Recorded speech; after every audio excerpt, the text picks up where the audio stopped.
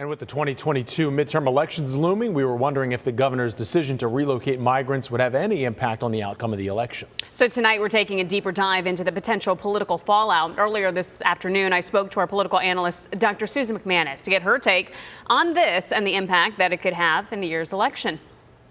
We have so much going on leading into November. I love how you're laughing right now because it's a lot of information to take in, and especially with Governor DeSantis, a lot of news always around him, but most recently with his actions within the past 24, 48 hours with the migrants and his decision. Does it seem as though DeSantis, who is running for re-election in November, there's talks of him running for the presidential seat in years to come, do you think that perhaps he's grasping at anything that is high profile, that can grab attention? Well, every politician does that, particularly if you have what's projected to be a very close race. How do you distinguish yourself from your opponent?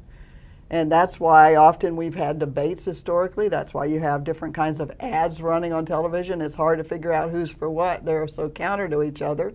But you really do need to communicate with everyday people that simply don't tune in to politics 24/7. Many in the newsroom and reporters and so forth, they look at all these things and every innuendo of it. But for the average person, they hit the headlines or they hear something that resonates with them.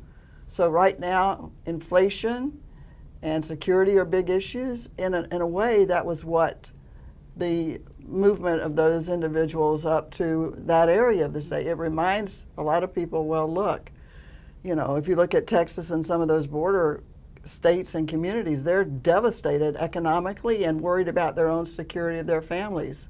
So it elevated two issues, not only the border, but also the economy and security. And reports are that those migrants who went to Martha's Vineyard are mostly Venezuelan.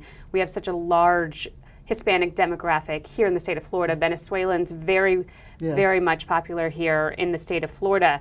Do you think that this is going to hurt DeSantis? Will it help DeSantis? Because there are a number of Hispanics who side on the side of red. Right. So there'll probably be some that will be offended by this. We just don't know how many, but certainly the Latino vote in Florida is increasing by the day. The percentage of our registrants that are black has been pretty level. Around 13% of all our registered voters are black, but the Latino vote just keeps going up and up and up, and now it's to 18%.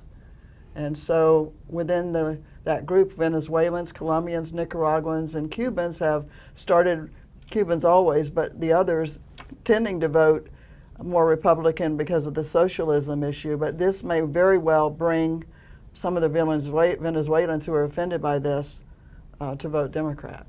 Dr. Susan McManus, thank you for your time. Thank you. And all of this is part of a mission of ours to go in depth in stories that impact you, digging into the details, speaking with experts, and giving a more complete report of the news. Make sure you check out our other in-depth stories here on air, as well as online and through your favorite streaming platform.